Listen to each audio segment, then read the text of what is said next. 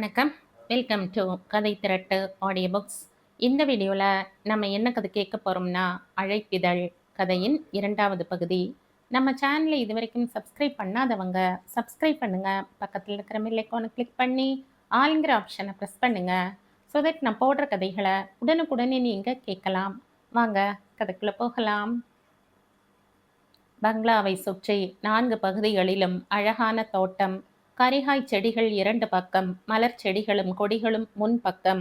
இவ்வாறு திட்டமிட்டு அமைக்கப்பட்டிருந்த தோட்டம் அது. பூச்செடிகள் இருந்த பக்கத்தில் தான் உலகநாதன் வேலை செய்து கொண்டிருந்தார். தோட்டக்காரன் பயந்து போன மாதிரி தள்ளி நின்றிருந்தான். நீங்கள் போங்கள் அண்ணி, நான் பக்குவமாய் சொல்லி அழைத்து வருகிறேன் என்று சமாதானப்படுத்தி அனுப்பினான் கௌரி. பிறகு உலகநாதனிடம் சென்றான். வேடிக்கையும் விளையாட்டுமாக பேசியே லட்சக்கணக்கில் சம்பாதித்து கொண்டிருந்த அந்த நல்ல மனிதர் இப்போது பஞ்சடைந்த கண்களுடன் சோகம் பூசிய முகத்துடன் காணப்பட்டார். ஏன் சார், என்ன போட போகிறீர்கள் இங்கெல்லாம்? ரொம்ப சிரமப்பட்டு கொத்துகிறீர்களே என்று அமைதியுடன் கேட்டான். நான் ஏண்டா போட வேண்டும்? எல்லாவற்றையும் சேர்த்து அவன்தான் போட்டு விட்டானே என் தலையில் என்றார் உலகநாதன். என்ன சார், திரும்ப திரும்ப அதையே சொல்லிக்கொண்டு என்று உரிமையுடன் அவரை கடிந்து கொண்டான் கௌரி. போனவன் போய்விட்டான், இனிமேல் இருக்கிறதை பார்க்க வேண்டியதுதான். என்னடா இருக்கிறது என்கிறாய்? எனக்கு என்ன இருக்கிறது என்று வெடித்தார் உலகநாதன். கௌரி ஆபீஸுக்கு போனால் அவன் உட்கார்ந்திருந்த மேஜையும் நாற்காலியும் என்னை பார்த்து சிரிக்கிறது. வீட்டுக்கு வந்தால் இந்த தோட்டம் 15 வருடமாய் அவன் போட்டு வளர்த்து ஆளாக்கின தோட்டம் இது. வெட்கமில்லாமல் அவன் உரம் போட்ட கரிகாயை சாப்பிடுகிறேன் நான். வெட்கமில்லாமல் அவன் போட்ட செடியில் இருந்து பூ பறித்து தலையில் வைத்துக் கொள்கிறாள் செங்கமலம். குலுங்கி குலுங்கி அழலானார் அவர். கௌரி இருக்கிறான் என்ற தைரியமோ என்னவோ தோட்டக்காரன் சிறிது அருகில் வந்தான். எஜமான், எதை வேணும்னாலும் வெட்டுங்க, தோ அந்த சின்ன செடியை மட்டும் வெட்டிடாதீங்க என்று சுட்டி காட்டினான். காம்பவுண்டு சுவர்களின் 2 முனைகள் சேரும் இடத்தில் அந்த செடி இருந்தது. அதில் ஒரே ஒரு பூ மலர்ந்திருந்தது. குட்டையான சிறிய செடி அது. செடியின் உயரத்தோடு ஒப்பிட்டால் அதன் பூ பெரிதென்றே சொல்ல வேண்டும். கை அகலத்துக்கு செக்கச் செவேல் என்று இருந்தது. சாதாரண செவ்வந்தியிலேயே பெரிய அளவு என்றும் சொல்லலாம். என்ன இதிலே விசேஷம் என்றான் கௌரி. இந்த செடி மேல சின்ன எஜமானனுக்கு ரொம்ப உயிருங்க. தினம் இதை வந்து பார்த்துக்கிட்டே இருப்பாருங்க. தினம் இது பூக்குமா? இல்லைங்க, வாரத்துக்கு ஒரே ஒரு வாட்டி ஒரே ஒரு பூதான் பூக்கும். இதை பறிக்க மாட்டாருங்க, பறிக்க கூடாதுன்னு சொல்லியிருக்காரு. தானாகவே உதிர்ந்து விழுந்துடும். இதே போலவே இன்னொரு செடி தோட்டத்துல முளைச்சிருக்குதா பாருன்னு தினம் சொல்வாருங்க. தானும் தோட்டத்துல கவனிச்சுக்கிட்டே இருப்பாருங்க. உலகநாதன் கண்களை துடைத்து கொண்டு அந்த பூவை தொட்டு பார்த்து சொன்னார். இப்பதான் ஞாபகத்துக்கு வருது. 6 மாசம் முந்தி ஒரு தாய்லாந்துக்காரனுக்கு இங்க கார்டனில் பார்ட்டி கொடுத்தமே, நினைவிருக்கிறதா? மெடு சுங் என்று அவன் பெயர். சாப்பிட்டு கொண்டே உலாத்தி கொண்டிருந்தான். இந்த பக்கம் நானும், அந்த பக்கம் அந்த கடன்காரனும். ராகவைத்தான் சொல்கிறேன். அந்த தாய்லாந்துக்காரனுடன் நடக்கிறோம். திடீரென்று தாய்லாந்துக்காரன் நின்று விட்டான். இந்த செடியில் இதே போல அப்போதும் ஒரு பூ பூத்திருந்தது. இந்த செடியை பார்த்து விட்டு கிட்டே போனான். இலையை பார்த்தான், தண்டை பார்த்தான், கிளைகளை அதிசயத்துடன் திருப்பி திருப்பி பார்த்தான். இது கல்ப புஷ்பம். பௌத்த மதத்திலும் புராணத்திலும் இதற்கு ரொம்ப முக்கியத்துவம் உண்டு என்றார். கௌரி திடுக்கிட்டான். என்ன சொன்னீர்கள்? பௌத்தர்களின் புராணம் என்று. கௌரி மௌனமானான். ஷோபா சொன்ன அந்த தோத்திர பாடல் அவனுக்கு ஞாபகம் வந்தது. நமோ தஸ்ஸ பகவதோ. பார்க்க பார்க்க அந்த பூ வளர்ந்து பெரிதாகி அந்த பங்களா அளவுக்கு விஸ்வரூபம் எடுத்து அவனையே உற்று நோக்குகிற மாதிரி பிரம்மை ஏற்பட்டது அவனுக்கு. பூ என்று நினைக்கும் போது இனியதாக, மென்மையாக, மனம் உள்ளதாக, கவர்ச்சியாக என்னவெல்லாம் தோன்றுமோ அதெல்லாம் தோன்றாததோடு அதற்கு நேர்மாறான அச்சங்கள் தன்னுள் ஏற்படுவதை உணர்ந்தான். என்னவோ போய்கொண்டு வந்து கொண்டும் இருக்கிறாயே, ஒரு தகவலும் சொல்லவில்லையே.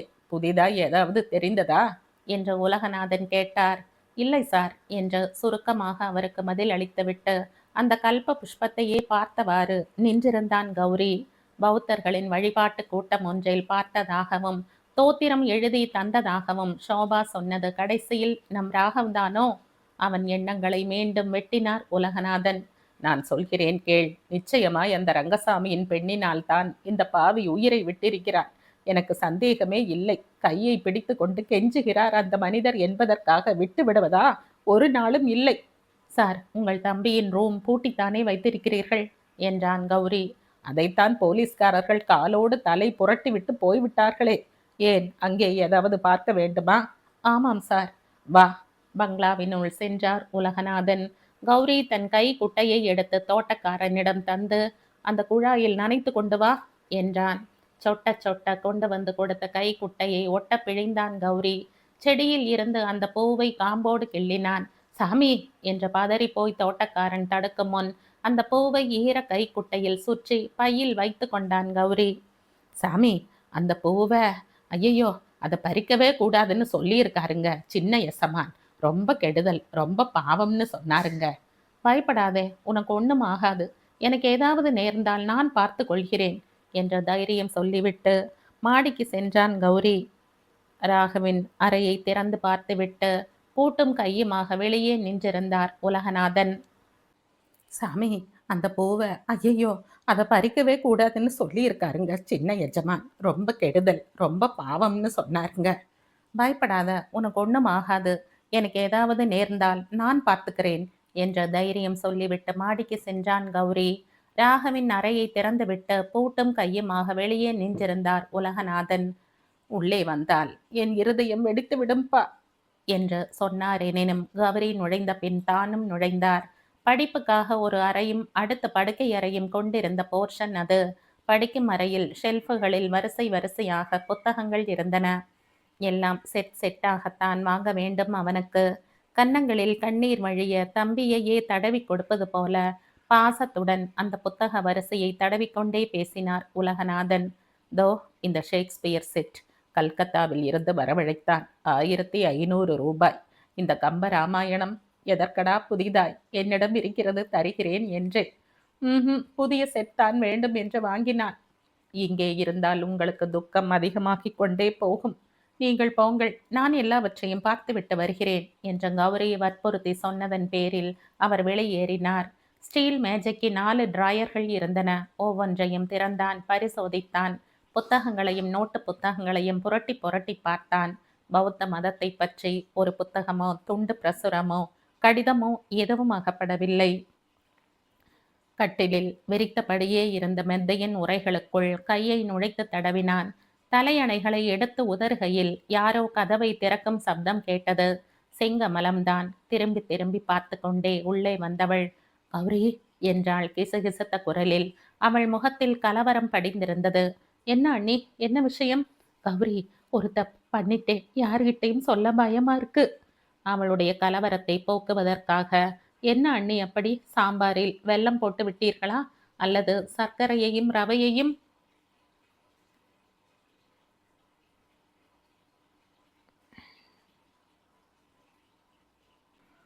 அதெல்லாம் ஒன்றுமில்லை.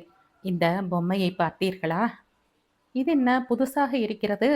ஆமாம், 3 மாதம் முன்பு ஒரு நாள் வெளியே போய்விட்டு வந்தபோது இதை வாங்கி வந்தார். இங்கே இந்த ஸ்டாண்டில் வைத்தபோது நான் பார்த்து விட்டேன். எவ்வளவு அழகாயிருக்கிறது, நான் என் ரூமில் வைத்துக் கொள்கிறேனே என்றேன். சாரி அண்ணி என்று நறுக்கென்று என் கையில் இருந்து பறித்து கொண்டு விட்டார். அப்புறம் போன மாசம் ஒரு நாள் விடிகாலையில் எதற்காகவோ இந்த பக்கம் வந்தேன். 5 மணி இருக்கும். உள்ளே விளக்கு எரிந்து கொண்டிருந்தது. ஜன்னல் வழியாக பார்த்தேன். என்ன பண்ணி கொண்டிருந்தார் என்று நினைக்கிறாய்? என்ன பண்ணி கொண்டிருந்தார்? இந்த பொம்மையை தரையில் வைத்து கொண்டு இதன் எதிரிலேயே இதே போல கையை காலை கட்டி கொண்டு தியானம் பண்ணுகிற மாதிரி உட்கார்ந்திருந்தார். அந்த மாதிரி அவர் உட்கார்ந்திருந்து நான் பார்த்தது கிடையாது. பயமாயிருந்தது, போய்விட்டேன். இதை எப்போது எடுத்து கொண்டு போனீர்கள்? எல்லா கன்றாவையும் நடந்ததே அதற்கு மறுநாள். ஆனால் இதை எடுத்து கொண்டு போனதில் இருந்து எனக்கு மனசில் நிம்மதியே இல்லை. ராத்திரி பூரா கொட்ட கொட்ட விழித்து கொண்டிருந்தேன். துளி தூக்கமில்லை. வெளியே எரியவும் மனசில்லை. திருப்பி கொண்டு வந்து வைக்கலாம் என்றால் ரூமை பூட்டி சாவியை அவர் வைத்து கொண்டிருக்கிறார். இந்தாப்பா, இதை அங்கேயே வைத்து விடு. வந்தது போலவே அவசரமாக திரும்பிவிட்டாள் செங்கமலம். அந்த தந்த பதுமையை திருப்பி திருப்பி பார்த்தான் கௌரி. பீடத்தின் கீழே பார்த்தான். திரிசரண அபிமானிகள் சங்கம் என்ற எழுத்து பொடி பொடியாய் தெரிந்தது. மயிலாப்பூர் குளத்தங்கரையில் கோபுர வாசலுக்கு நேர் எதிரே கௌரி பஸ்ஸை விட்டு இறங்கிய போது தெருவெல்லாம் ஜே ஜே என்றிருந்தது. கற்பகாம்பிகை, நித்திய கல்யாணி என்றைக்குத்தான் மாட வீதிகளில் கூட்டம் இருந்ததில்லை? இடது கைப்புறமாக திரும்பினான். கீரைகளும் புடலங்காய்களும் அவன் மீது உரச, பழ வியாபாரிகளின் கூச்சல்கள் காதை செவிடுபடுத்த, கரிகாய் கடைகளை தாண்டி நேரே சென்றான். உலகநாதனின் குரல் ஏனோ திடீரென்று அவன் காதில் ஒலித்தது. அந்த ரங்கசாமியின் பெண்ணினால்தான் ராகவ் உயிரை விட்டிருக்கிறான். யோசித்துக் கொண்டே நடந்தவன் ஏறத்தாழ ஷோபாவின் தெருவுக்கே வந்துவிட்டதை உணர்ந்து நின்றான். நின்ற இடத்தில் ஒரு டெலிபோன் கூண்டு இருந்தது. டைரக்டரியில் ரங்கசாமியின் வீட்டு நம்பரை பார்த்து கொண்டு டயல் செய்தான். ஹலோ என்றாள் ஷோபா சில வினாடிகளில். குரலை மாற்றிக்கொண்டு பேசுவது சிரமமாய் இருந்தது. இருந்தாலும் சமாளித்தான். ஷோபா, ஒரு அவசரமான விஷயம் கேள். யார் நீங்கள்? நான் யார் என்பது உனக்கு தெரிய வேண்டிய அவசியம் இல்லை. உன் நன்மைக்காக சொல்கிறேன். ராகவ் எழுதின கடிதங்களை வைத்து கொண்டிருக்காதே. கிழித்து போட்டுவிடு. இன்று ராத்திரியே செய். என்ன? நான்சென்ஸ். எனக்கு ஒருத்தரையும் தெரியாது. நீங்கள் ராங் நம்பரை கூப்பிட்டிருக்கிறீர்கள். ஷோபா என்று கௌரி மேலே சொல்லும் முன் மறுமுனையில் போன் வைக்கப்பட்டு விட்டது. புன்னகையுடன் வெளியே வந்து டெலிபோன் கூண்டின் கதவை சாத்தினான். அவளுடைய மறுப்பு தன்னிச்சையாக மனப்பூர்வமாக வந்ததே தவிர சிறிதும் யோசிப்பதாகவோ தயங்குவதாகவோ பிறகு நடிப்பதாகவோ தோன்றவில்லை. சரி, கிழித்து போட்டு விடுகிறேன் என்றோ, அவர் எனக்கு கடிதம் எதுவும் எழுதியது கிடையாது என்றோ அவள் பதில் அளிக்கவில்லை. ஆகவே ராகவுக்கும் அவளுக்கும் தொடர்பு இருந்திருக்காது என்றுதான் தோன்றுகிறது. வேண்டுமென்றே சற்று நேரம் கடத்துவதற்காக 2 தெருக்களை சுற்றி கொண்டு சென்று ஷோபாவின் வீட்டை அடைந்தான். முன் வராந்தாவில் ஒரு பிரம்பு நாற்காலியில் சாய்ந்து கொண்டு, இன்னொரு பிரம்பு நாற்காலியில் காலை தூக்கி போட்டுக்கொண்டு ஃபெமினாவை படித்து கொண்டிருந்தாள் அவள். துவளும் புடவையின் மடிப்புகள் மொசைக் தரையை தடவி கொண்டிருந்தன. அருகில் சிறிய நாய்க்குட்டி ஒன்று படுத்திருந்தது. அதை தட்டி கொடுத்து கொண்டே படிப்பதில் ஈடுபட்டிருந்தாள். காலடி ஓசை கேட்டதும் சட்டென அவள் எழுந்து கொண்டாள். ஓ, நீங்களா என்றபோது முகத்தில் தோன்றிய திகைப்பை புன்சிரிப்பு மறைத்தது. அவள் காலை போட்டு கொண்டிருந்த நாற்காலியில் அமர்ந்து கொண்டான் அவன். டிரான்சிஸ்டர் வந்து விட்டதா? அன்றைக்கே வாங்கி வந்து விட்டேன். அதை பற்றி விசாரிப்பதற்காகவா வந்தீர்கள்? இல்லை என்று ஒப்புக்கொண்டான் கௌரி. ராகவின் மரணத்தை பற்றி நான் விசாரித்து கொண்டிருக்கிறேன். அதற்கு உங்கள் உதவி தேவை. எவ்வளவு வேண்டுமானாலும் நான் உதவ தயார். ஆனால் உதவி கொடுக்கிறவருக்கும் உதவி பெறுகிறவருக்கும் இடையே பரஸ்பர நம்பிக்கை இருக்க வேண்டும். அது இல்லாத போது என்ன உதவி செய்து என்ன பயன்? ஏன் அப்படி சொல்கிறீர்கள்? எனக்கு உங்கள் மீது நம்பிக்கை இல்லாதிருந்தால் நான் மறுபடியும் உங்களை தேடி வருவேனா? வந்தவர் நேரே வந்திருக்கலாமே. டெலிபோன் கூண்டில் புகுந்து குரலை மாற்றிக்கொண்டு பேசாமல். அசந்து போனான் கௌரி. டெலிபோன் கூண்டா? எந்த டெலிபோன்? இந்த தெருக்கோடியில் இருக்கிறதே அதே கூண்டுதான். அடையாளம் சொல்லட்டுமா? சிவப்பு பெயிண்ட் அடித்திருக்கும். இன்று காலையில் தான் அடித்தார்கள். என்ன மாதிரி சிவப்பு என்கிறீர்களா? உங்கள் கையில் விரல் நுனிகளில் ஒட்டி இருக்கிறதே அதே சிவப்பு. கையை பார்த்து கொண்டான் கௌரி. அட, என்னை காட்டிலும் பெரிய புலிதான் நீங்கள் என்று அசட்டு சிரிப்புடன் சொல்லிவிட்டு அவளை பார்த்தபோது அவள் சிரித்து கொண்டிருக்கவில்லை. அவளது விழி முனைகளில் ஈரம் கோத்து நின்றது. மிஸ்டர் கௌரி, அன்று நீங்கள் புறப்பட்டு போன பிற்பாடு அந்த ரேடியோ கடைக்காரர் உங்களை பற்றி நிறைய சொன்னார். 2 வார்த்தைதான் நாம் பேசி இருந்தோம் என்றாலும் எனக்கு உங்களிடம் ஒரு மதிப்பு ஏற்பட்டிருந்தது. ராகவ் என்பவரை பற்றி எனக்கு தெரிந்ததை மறைக்காமல் உங்களிடம் உண்மையை சொன்னோம் என்று திருப்திப்பட்டிருந்தேன். ஆனால் என்னை நீங்கள் நம்பவில்லை. ரகசியமாய் என்னை வேவு பார்த்திருக்கிறீர்கள். எனக்கு ரொம்ப வருத்தமாயிருக்கிறது. அவள் குரல் தழுதழுத்து கொண்டே போயிற்று.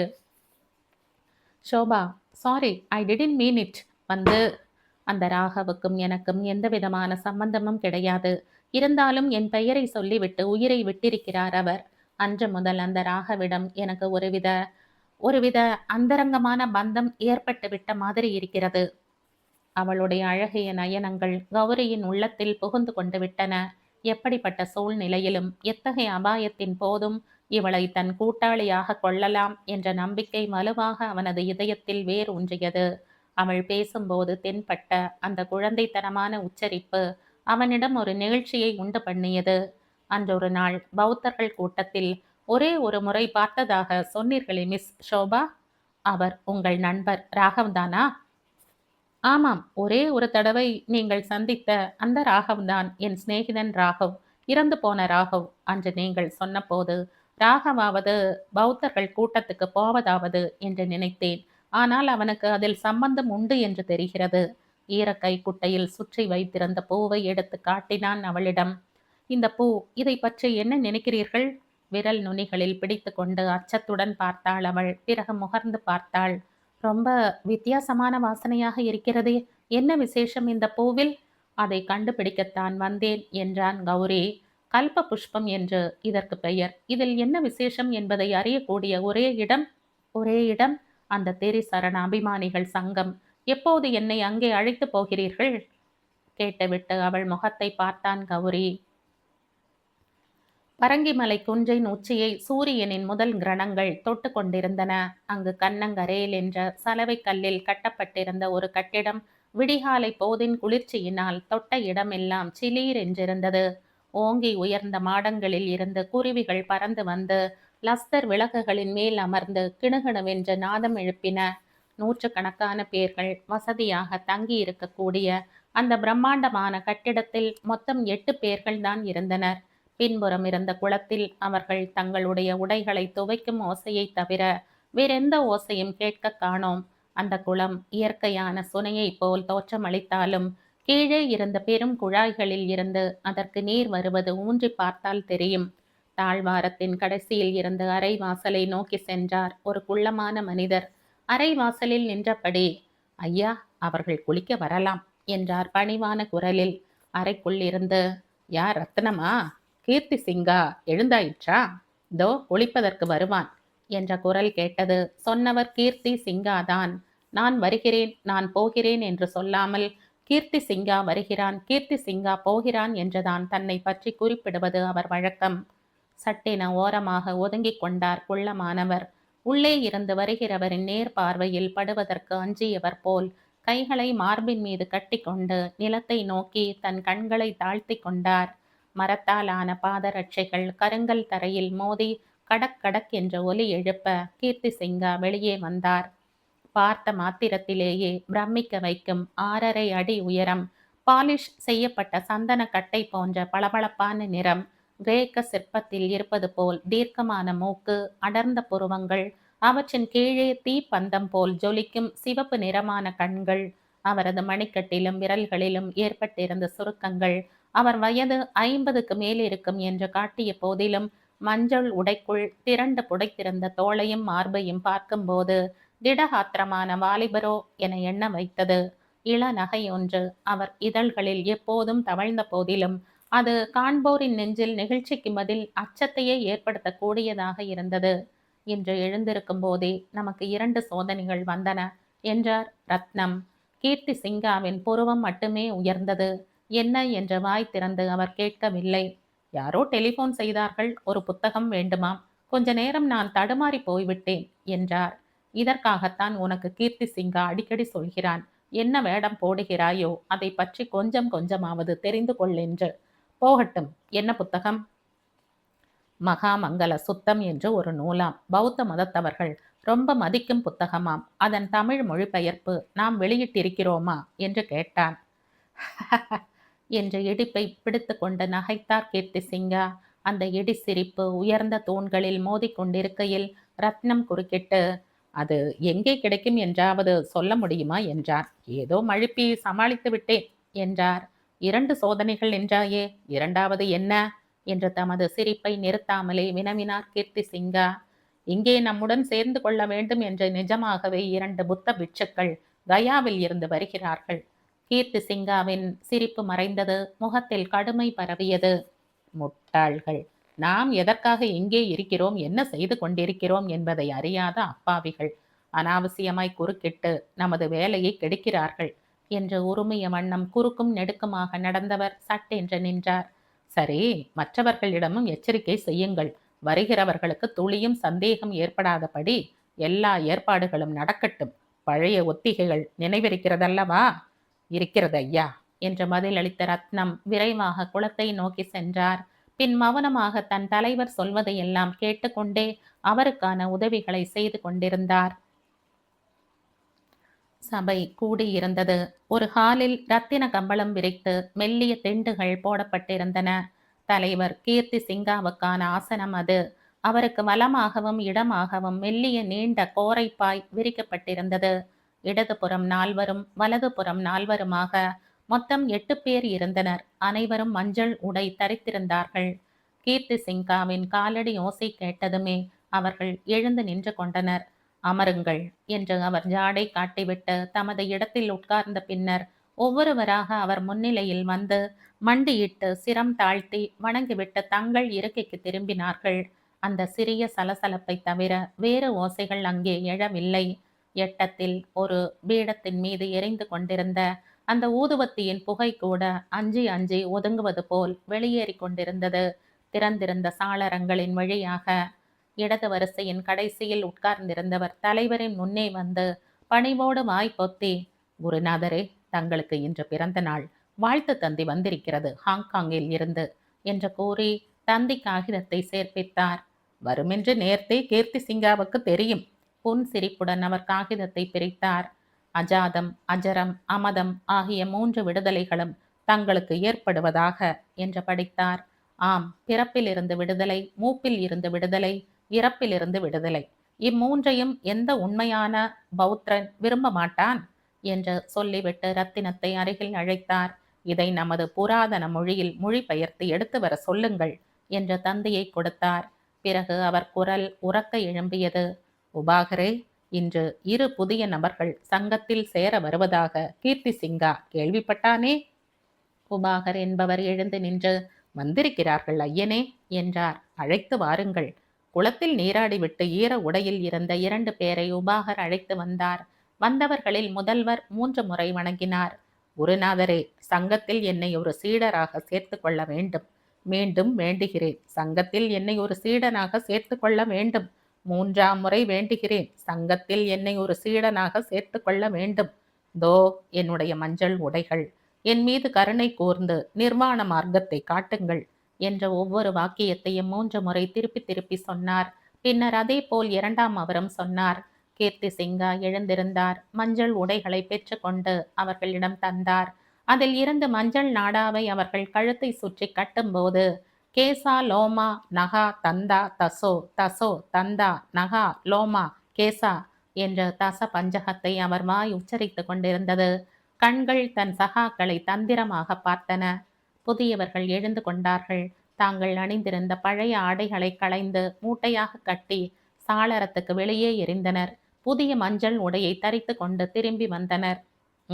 சொல்லுங்கள் என்று கூறிவிட்டு, புத்தம் சரணம் கச்சாமி, தம்மம் சரணம் கச்சாமி, சங்கம் சரணம் கச்சாமி என்று 3 முறை திருப்பி திருப்பி சொல்ல அவர்களும் சொன்னார்கள். அவையில் இருந்தவர்கள் ஒருவரை ஒருவர் பார்த்து கொண்டனர். ரகசியமாக, தலைவர் என்னதான் செய்ய போகிறார்? சடங்கு நீண்டு கொண்டே போகிறதே. இடமிருந்து ஒருவரும் வலமிருந்து ஒருவருமாக இருவர் எழுந்து சென்று அவருக்கு 2 பக்கமும் நின்று கொண்டார்கள். பிச்சை ஏற்க வேண்டிய திருமோட்டை அவர்கள் முதுகில் கட்டினார்கள். கீர்த்தி சிங்கா கூறினார் புதியவர்களில் ஒருவரை பார்த்து, கேள் சகோதரனே, இது நீ உண்மை சொல்ல வேண்டிய இடம், உண்மை சொல்ல வேண்டிய நேரம். அவையினர் கேட்கும் கேள்விகளுக்கு உண்மையான பதில்களை சொல்லு. எதற்கும் தயங்கக்கூடாது, எதையும் மறைக்கக்கூடாது. அப்படியே ஐயனே. உனக்கு புத்த மடத்தில் சேரும் முறைகள் எப்படி தெரிந்தன? நாங்கள் கயாவில் பல நாள் இருந்தோம் ஐயனே. உனக்கு ஏதேனும் நோய் உண்டா? இல்லை ஐயனே. தொழுநோய் உண்டா? இல்லை ஐயனே. குப்புளங்கள் உண்டா? இல்லை ஐயனே. வலிப்பு நோய் உண்டா? இல்லை ஐயனே. சுவாச கோளாறுகள் உண்டா? இல்லை ஐயனே. இவ்வாறு இருவரையும் தனித்தனியே கேள்வி கேட்ட வண்ணம் இருந்தார் கீர்த்தி சிங்கா. அவரது கூரிய பார்வை புதியவர்களின் மீதே நிலை பெற்றிருந்தது. இறுதியில் அவர் பேசலானார்.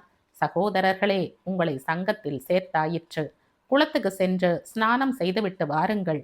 இருவரில் ஒருவர் உடனே குறுக்கிட்டு, ஒரு முறை நீராடுவதுதானே மரபு என்றார்.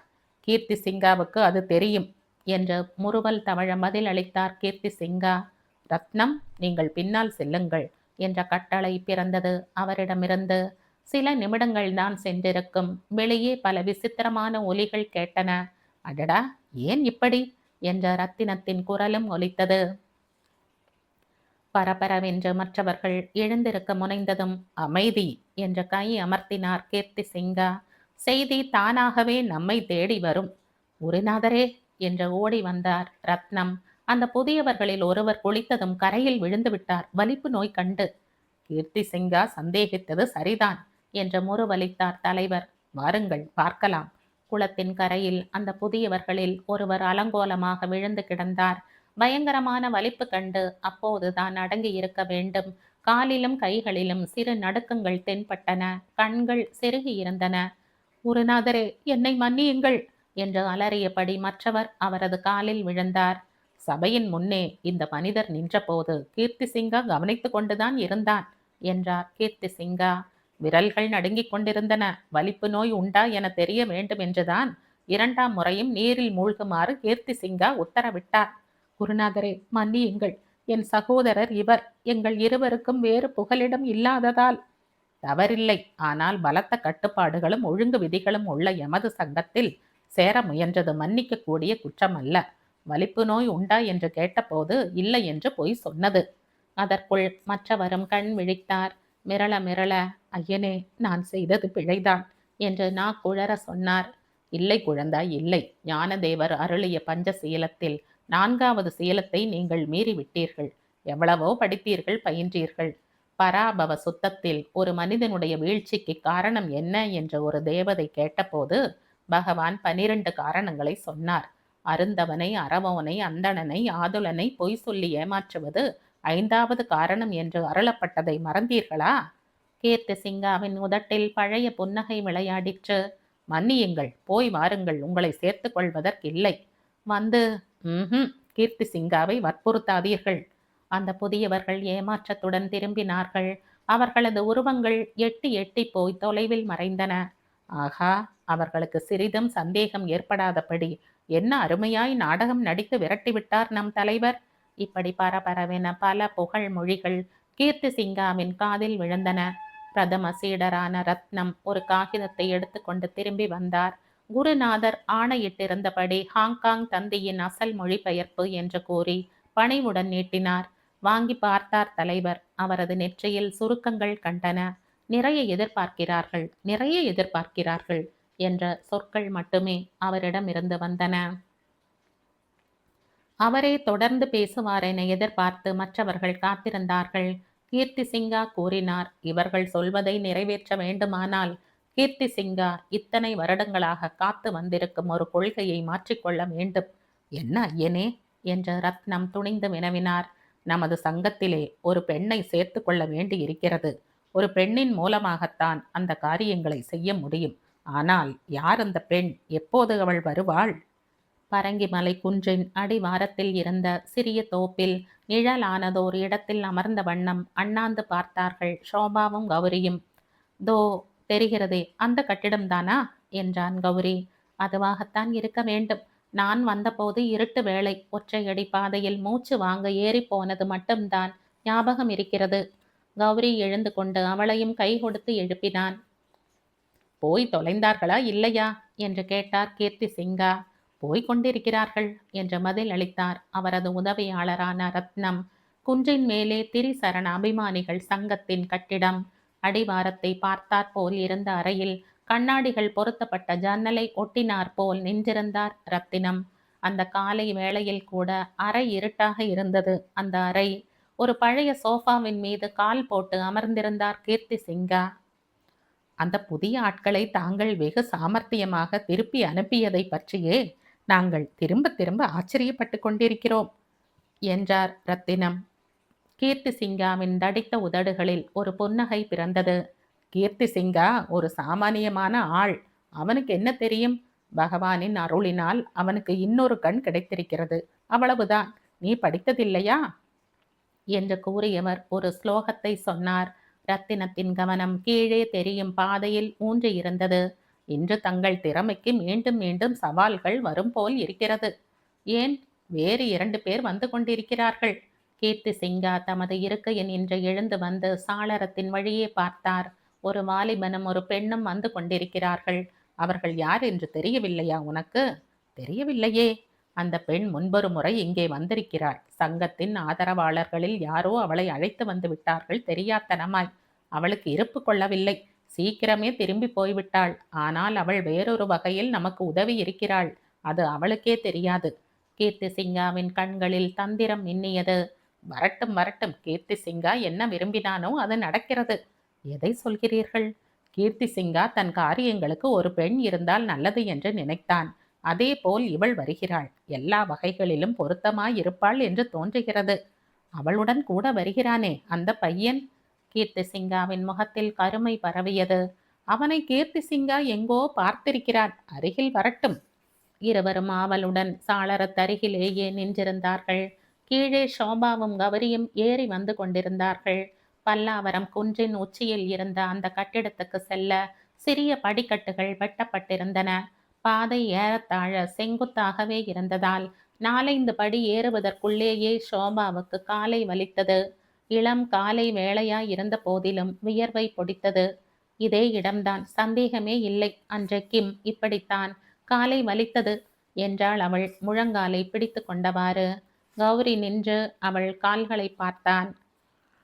ஏறுவதற்கு லாபகமாக புடவையை சற்றே அவள் ஒதுக்கி பிடித்திருந்ததால் பஞ்சு போன்ற மென்மையும் வெண்மையும் கொண்ட பாதங்கள் பளிச்சென தெரிந்தன. சிவப்பு காலணிகளில் செய்திருந்த சித்திரப்பூக்கள் காலின் வனப்பை இன்னும் தூக்கி கொடுத்தன. தொடர்ந்து அந்த அழகிலேயே அவன் லயிக்காமல் தடுப்பது போல ஷோபா ஏதோ சொல்வது கேட்டது. என்ன என்ன சொன்னீர்கள் என்றான் வேறேதோ சிந்தனையில் இருந்து விழித்தவன் போல. இல்லை, திரிசரண அபிமானிகள் சங்கம் எங்கே இருக்கிறதென்று கேட்டீர்கள். சொன்னேன். அழைத்து போக முடியுமா என்றீர்கள். அழைத்து வந்திருக்கிறேன். இப்படி ஒரே ஒன் வே ரூட்டாக இருக்கிறதே தவிர நீங்கள் எதற்காக கேட்கிறீர்கள், என்ன செய்ய போகிறீர்கள் என்று தெரியவில்லையே.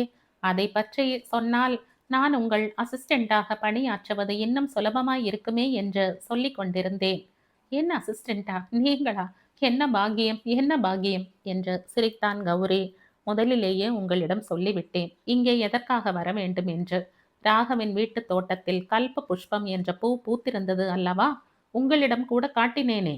பௌத்தர்களின் புராணப்படி அந்த பூவுக்கு ஏதோ மகத்துவம் உண்டு என்று தாய்லாந்தில் இருந்து வந்திருந்த ஒருவர் ராகவுக்கு சொல்லி இருக்கிறார். அது என்ன விசேஷம் என்று தெரிந்து கொள்வதற்காக ராகவ் அடிக்கடி இங்கே வந்திருக்கிறான். வீட்டிலேயும் ஒரு புத்தர் பதுமையை வைத்து கொண்டு தியானம் செய்து வந்திருக்கிறான். ஆகவே அவனுடைய தற்கொலைக்கு காரணத்தை கண்டுபிடிக்க வேண்டுமானால் இந்த திரிசரண அபிமானிகள் சங்கத்துக்கு வராமல் வேறெங்கே போவது? அப்படியானால் ராகவ் செய்து கொண்டது தற்கொலைதான் என்று முடிவு செய்து விட்டீர்களா? பேசியவாறே படியில் ஏறிக்கொண்டிருந்த கௌரி சட்டென்று நின்றான். அவள் முகத்தை கூர்ந்து பார்த்தான். எனக்கு வேறு யோசனையே தோன்றவில்லையே. தற்கொலை என்று போலீஸ் தீர்மானித்தது, அதையே நானும் ஏற்றுக்கொண்டேன். அவன் பேச்சில் மாற்றம் துணித்தது. வேறு விதமாகவும் இருக்கக்கூடும் என்று நீங்கள் நினைக்கிறீர்களா ஷோபா? தற்கொலை விஷயத்தை பெரிதுபடுத்த வேண்டாம் என்று என் அப்பா போலீஸை கேட்டு கொண்டிருந்தார். ராகவின் அண்ணா உலகநாதனும் மனம் வெறுத்து போயிருந்தார். ஏதோ அகப்பட்ட தடயங்களை வைத்து கொண்டு போலீசார் அவசர அவசரமாக விசாரித்து மேலோட்டமாக அப்படி முடிவு செய்திருக்கலாம் அல்லவா? நாம் நாளையும் யோசனை செய்ய வேண்டும் என்பதற்காக சொன்னேன். என்னிடம் ஆதாரம் கேதாரம் எதுவும் கிடையாது. என்னை பிடித்து கொண்டு விடாதீர்கள். கௌரி சிந்தனை வயப்பட்டவனாக, தற்கொலை இல்லை என்றால் கொலை, கொலை என்றா சொல்கிறீர்கள்? ராகவுக்கு அப்படிப்பட்ட விரோதிகள் இருந்திருக்க முடியுமா? நம்ப முடியவில்லை என்று தனக்குத்தானே பேசிக்கொண்டான். தற்கொலை செய்து கொண்டவர் தன் கடிதத்தில் ஒன்று பொருத்தமான காரணம் சொல்லி இருக்கலாம், அல்லது எதுவுமே சொல்லாமல் இறந்திருக்கலாம். சம்பந்தமே இல்லாமல் என் பெயரை எழுதி வைத்திருக்க தேவையில்லை இல்லையா?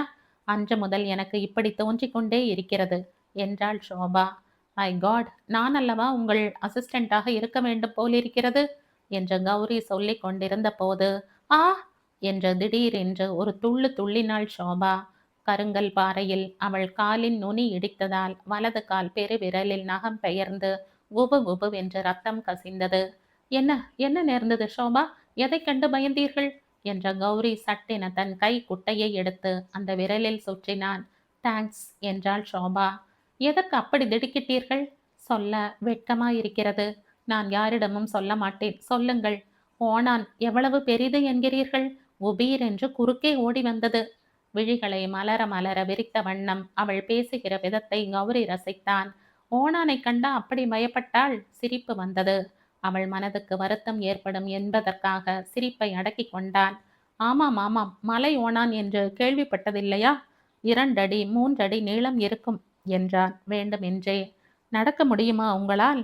மேலே இருந்த கட்டிடத்தை அடைய இன்னும் பாதி தூரம் போக வேண்டியிருந்தது. வெயில் சுள் என்று ஏறிக்கொண்டிருந்தது. இதென்ன மரண காயம் என்ற புன்னகை செய்தாள் அவள். தோ பாருங்கள், யாரோ 2 பேர் வருகிறார்கள். கௌரி அண்ணாந்து பார்த்தான். பௌத்த துறவிகள் போல் இருக்கிறது. அந்த சங்கத்தை சேர்ந்தவர்களாகத்தான் இருக்கும்.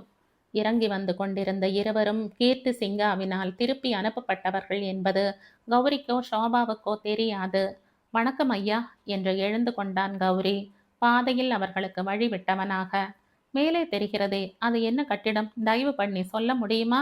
மஞ்சள் உடையும் அழித்த முகமுமாக இருந்த அந்த இருவரில் நெட்டையாக இருந்தவர், திரிசரண அபிமானிகள் சங்கம் என்ற பௌத்த ஸ்தாபனம் அங்கே இருக்கிறது. துறவிகள் சிலர் இருக்கிறார்கள் என்றார். தாங்களும் அங்கேதான்? இல்லை குழந்தாய், எங்களுக்கு அந்த பாக்கியம் கிடைக்கவில்லை. வெளி மனிதர்கள், அதாவது எங்களை போன்றவர்கள் அங்கே போய் பார்க்கலாமா? பார்க்கலாம் என்றுதான் நினைக்கிறேன் என்று நெட்டையானவர் சொல்கையில் குட்டையாய் இருந்த மற்றவர் குறுக்கிட்டார். இந்த சகோதரி காலில் ஏதோ கட்டு போட்டு கொண்டிருக்கிறாரே, ஏன்? அது ஒன்றுமில்லை, இப்போதுதான் ஏதோ கல் இடித்து விட்டது என்றாள் ஷோபா. அப்படியானால் அங்கே நுழைய முடியாது என்று திட்டமாக சொன்னார் அந்த துறவி. ஏன்? தேகத்தில் காயமோ நோயோ உள்ளவர்கள் அந்த சங்கத்துக்குள் வரக்கூடாது. பௌத்த மடங்களில் பொதுவாக அப்படி ஒரு விதி உண்டு. சிலர் அதை கடுமையாக கடைபிடிப்பார்கள், சிலர் அதை பொருட்படுத்த மாட்டார்கள். ஆனால் இவர்கள்... மேலே இருந்த கட்டிடத்தை சுட்டி காட்டினார் அந்த துறவி. அப்பப்பா, நெருப்புதான். ஆமாம் சகோதரி, ரொம்ப கண்டிப்பானவர்கள் என்றார் மற்றவரும். கட்டை வேண்டுமானால் அவிழ்த்து விடுகிறேன் என்றான் கௌரி. துறவிகள் சிரித்தார்கள்.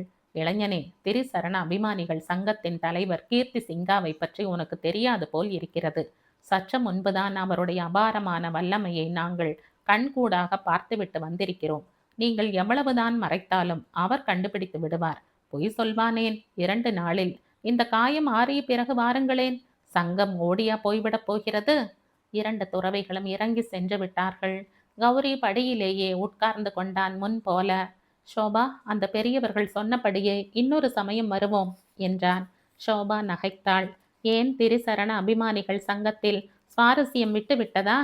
சுவாரஸ்யம் விடவில்லை, ஆனால் சந்தேகம் ஓரளவு விட்டுவிட்டது.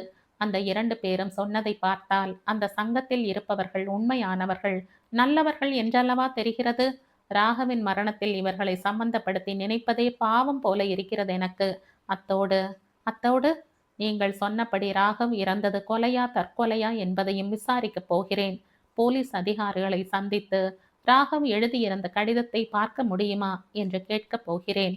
ராகவுக்கு எங்கெங்கே என்னென்ன விரோதங்கள் ஏற்பட்டிருந்தது என்பதையும் துப்பறிகிறேன். அப்பாடி, இப்போதுதான் உங்களை பார்த்தால் துப்பறியும் புலி மாதிரி இருக்கிறது என்று சிரித்தாள் ஷோபா. உங்களை பார்த்தால் எப்படி இருக்கிறது என்று சொல்லட்டுமா? சொல்லுங்களேன். துப்பறியும் மான். ஷோபாவின் முகம் சிவந்தது. நாம் மறுபடி எப்போது சந்திப்பது? அடுத்த வாரம் இதே கிழமை, இதே இடம், இதே நேரம், சரிதானா? ஓகே. 2 பேரும் கடகடவென்று குன்றை விட்டு இறங்கிய போது அவர்களை அறியாமலே அவர்களது கைகள் கோத்து கொண்டிருந்தன. கைப்பையை சுற்றி கொண்டு உல்லாசமாக ஷோபா வீட்டினுள் நுழைந்த போது நடுப்பகல் வேளையாகிவிட்டது. அவள் தந்தை ரங்கநாதன் அப்போதுதான் வெளியே புறப்பட்டு கொண்டிருந்தவர்.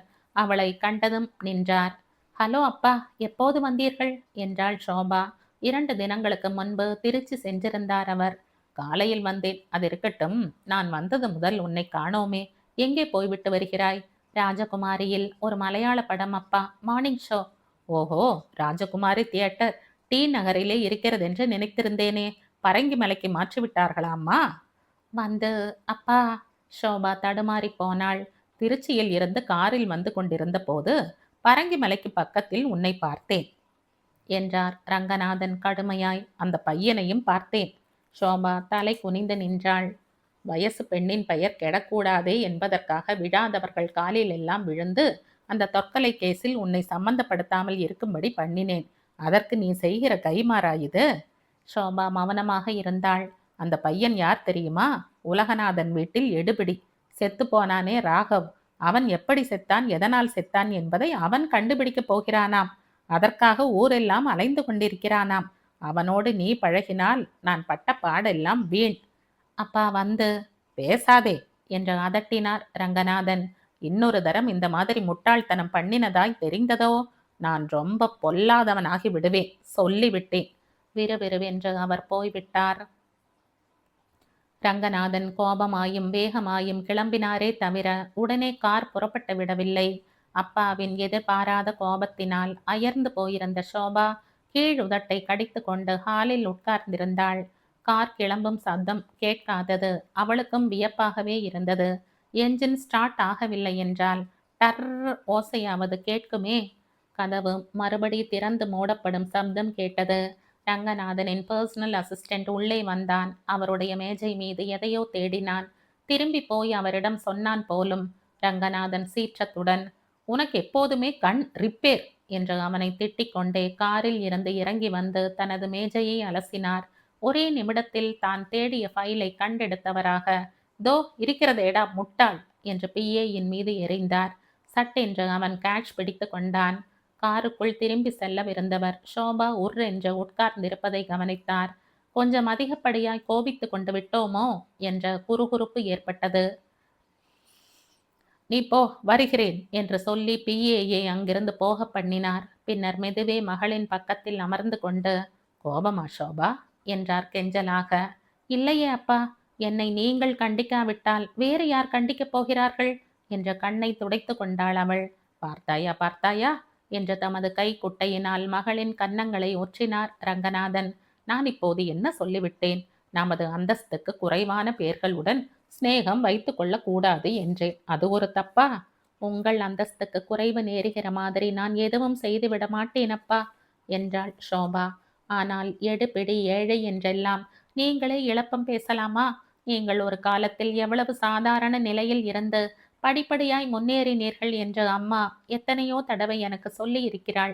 நீங்களும் உங்கள் கூட்டாளி ஜானகிராம் என்பவரும் இருளப்பன் தெருவில் ஒரு சின்ன ஸ்டேஷனரி கடை வைத்திருந்தீர்களாம். கவர், இங்க் பாட்டில், காகிதம் என்று சைனா பஜாரில் கடை கடையா ஏறி ஆர்டர் வாங்குவீங்களாம். சரி சரி, அந்த பேச்செல்லாம் எதற்கு என்று எழுந்து கொண்டார் ரங்கநாதன். தாயில்லா பெண்ணான நீ கண் கலங்கக்கூடாது என்பதுதான் எனக்கு ஒரே அக்கறை. அதேபோல் அனாதரவான அப்பா என்று என் மீது உனக்கு இரக்கம் இருந்தால் போதும். ஆனால் உடனே அவரை போக அனுமதிக்கவில்லை ஷோபா. மதிப்பு, அந்தஸ்து என்றெல்லாம் வாயால் சொல்கிறீர்களே ஒழிய, எவனோ ஒரு ராஸ்கல் ஒரே நாளில் அதை குலைய வைத்த போது அதை பொருட்படுத்தாமல் தானே விட்டுவிட்டீர்கள் என்றாள். எதையம்மா சொல்கிறாய்? எனக்கு கல்யாண ரிசப்ஷன் என்று அழைப்பிதழ் அச்சடித்து அனுப்பினானே ஒருத்தன், அவனை கண்டுபிடிக்க வேண்டாமா? அது எவ்வளவு பெரிய அவமான விஷயம்! அதை பற்றி துருவ வேண்டாம் என்று போலீஸில் சொல்லி சரி கட்டி விட்டீர்கள்.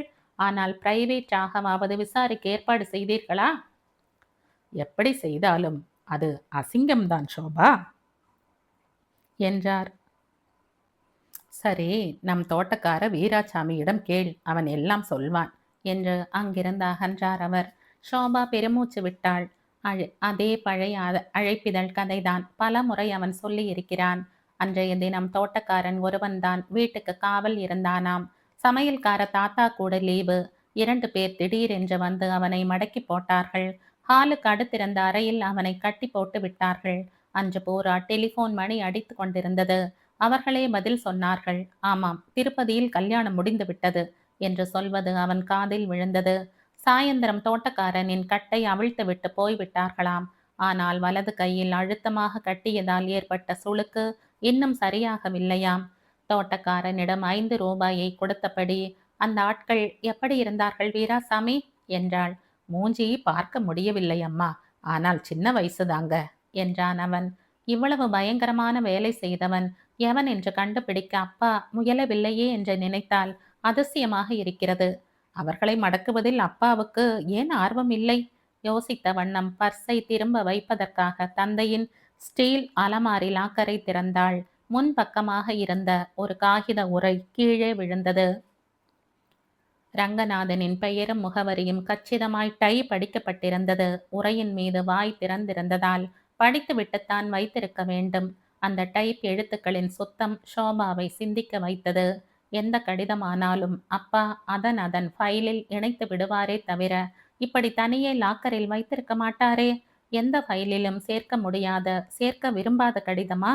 உரையை எடுத்துக்கொண்டு சோஃபாவில் வந்து அமர்ந்தாள். எடுத்து படிக்கும்படி உள்ளத்துக்குள் எதுவோ ஒன்று அவளை தூண்டியது.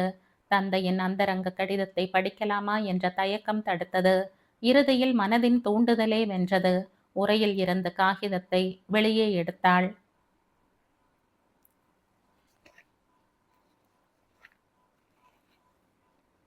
இந்த கதையின் தொடர்ச்சியை அடுத்த பதிவில் கேட்கலாம். நன்றி.